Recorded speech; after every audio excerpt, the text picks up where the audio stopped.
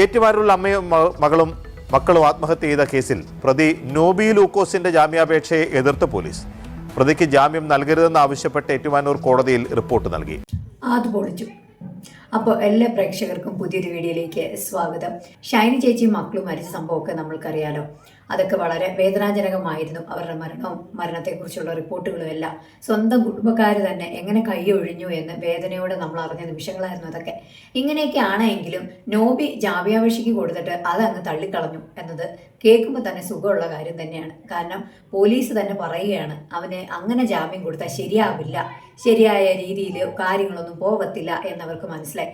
എങ്ങനെ പോയാലും ഏതെങ്കിലുമൊക്കെ ഇടപാടുകളൊക്കെ മൂലം ഇവൻ പുല്ലുപോലെ പുറത്തു വരുമെന്നും പുഷ്പം പോലെ ഇതുവഴി നടക്കുമെന്നും വേണമെങ്കിൽ അവൻ വേറൊരു പെണ്ണും കിട്ടും, അതിന് യാതൊരു സംശയമില്ല.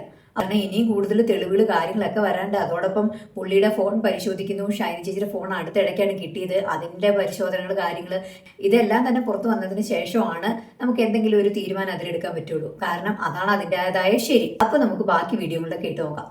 ഇന്നലെയാണ് നോബിയുടെ ജാമ്യാപേക്ഷ ഏറ്റുമാനൂർ കോടതി പരിഗണിച്ചത്. പ്രോസിക്യൂഷനും ഒപ്പം തന്നെ നോബിയുടെ അഭിഭാഷകനും അതിശക്തമായ രീതിയിൽ തന്നെ ചില വാദപ്രതിവാദങ്ങൾ കോടതിയിൽ ഉന്നയിക്കുകയും ചെയ്തു. അതായത് പ്രോസിക്യൂഷൻ വാദിച്ച ഒരു പ്രധാനപ്പെട്ട കാര്യം, ഈ കേസുമായി ബന്ധപ്പെട്ട് തുടരന്വേഷണവുമായി ബന്ധപ്പെട്ട് മുന്നോട്ട് പോകണമെങ്കിൽ പ്രതിക്ക് ജാമ്യം കൊടുക്കരുത് എന്നൊരു ആവശ്യം തന്നെയാണ്. ഈ രണ്ട് വാദപ്രതിവാദങ്ങൾ കേട്ടതിന് ശേഷമാണ് അന്വേഷണ ഉദ്യോഗസ്ഥനായ ഏറ്റുമാനൂർ സിഐയോട് ഇത് സംബന്ധിച്ച് വിശദമായ റിപ്പോർട്ട് നൽകാൻ ഏറ്റുമാനൂർ മജിസ്ട്രേറ്റ് ആവശ്യപ്പെട്ടത്. ഇതിന്റെ അടിസ്ഥാനത്തിൽ ഇന്നലെ തന്നെ പോലീസ് റിപ്പോർട്ട് നൽകിയിട്ടുണ്ട്. ഈ റിപ്പോർട്ടിൽ പറയുന്ന പ്രധാനപ്പെട്ട കാര്യങ്ങൾ ഒരു കാരണവശാലും പ്രതിക്ക് ജാമ്യം അനുവദിക്കരുത് എന്നുള്ളതാണ്. കാരണം ആത്മഹത്യാ പ്രേരണ കുറ്റമാണ് നിലവിൽ നോബി ലൂക്കോസിനെതിരെ ഈ കേസിൽ ചുമത്തിയിട്ടുള്ളത്. ഈ ആത്മഹത്യാ പ്രേരണ കുറ്റം ചുമത്തിയിട്ടുമായ ഉത്തരത്തിലേക്ക് എത്താൻ പോലീസ് അന്വേഷണത്തിന് കഴിഞ്ഞിട്ടില്ല. അതുകൊണ്ട് ഈ കാര്യങ്ങളിലെല്ലാം തന്നെ വ്യക്തമായ ഒരു ഉത്തരം കണ്ടെത്തണമെങ്കിൽ ഈ പ്രതിക്ക് ജാമ്യം കിട്ടിയാൽ അത് ഈ കേസന്വേഷണത്തിന് ഉടനീളം ബാധിക്കും. മാത്രമല്ല ഈ കേസിൽ ഏറ്റവും പ്രധാനപ്പെട്ട രണ്ട് തെളിവുകൾ, ഒന്ന് നോബി ലൂക്കോസ് ഉപയോഗിച്ച മൊബൈൽ ഫോണും മറ്റൊന്ന് ഷൈനിയുടെ മൊബൈൽ ഫോണുമാണ്. ഈ രണ്ട് മൊബൈൽ ഫോണിന്റെയും ശാസ്ത്രീയ പരിശോധനാ ഫലം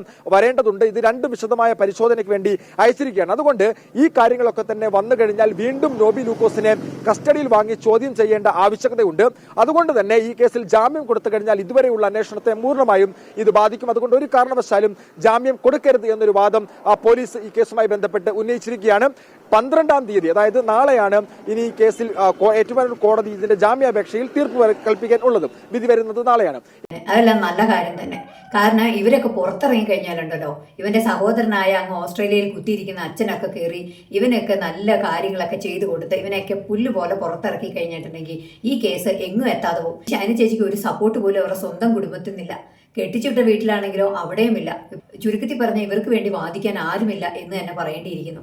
ആ സമയത്താണ് ഈ കെട്ടിയോൻ എന്ന് പറയുന്നവനെ അറസ്റ്റ് ചെയ്തത്. അത് ആത്മഹത്യാ പ്രേരണ കുറ്റവും പിന്നെ ഗാർഹിക പീഡനവും ഒക്കെ ചേർത്തിട്ടാണ് അവനെ അങ്ങ് അറസ്റ്റ് ചെയ്തത്. ഇപ്പോൾ അവനെയും കൂടി അങ്ങ് പുറത്തിറക്കി കഴിഞ്ഞു കഴിഞ്ഞാൽ പിന്നെ എന്താണ്?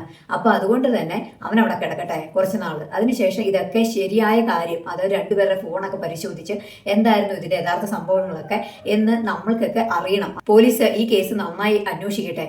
അതിനുശേഷം വേണം ഇവനെ ശിക്ഷിക്കാൻ. ഈ ഷൈനി ചേച്ചിനെ ഈ ഒരു ദുരിതത്തിലേക്ക് തള്ളിവിട്ട് എല്ലാവരെയും ശിക്ഷിക്കണം എന്നാണ് ഞാൻ പറയുന്നത്. നിങ്ങളുടെ അഭിപ്രായങ്ങളും നിർദ്ദേശങ്ങളും കമന്റിൽ വേണം അറിയിക്കും. മറ്റൊരു വീഡിയോയിലൂടെ കാണാം. ബൈ.